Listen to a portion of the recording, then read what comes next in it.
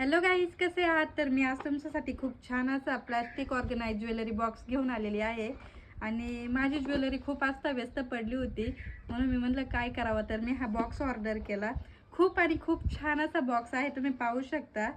त्याला 3 लेयर आहेत आणि त्याचे कप्पे सुद्धा आपण आपल्या याने हे करू शकतो. मी तुम्हाला दाखवते.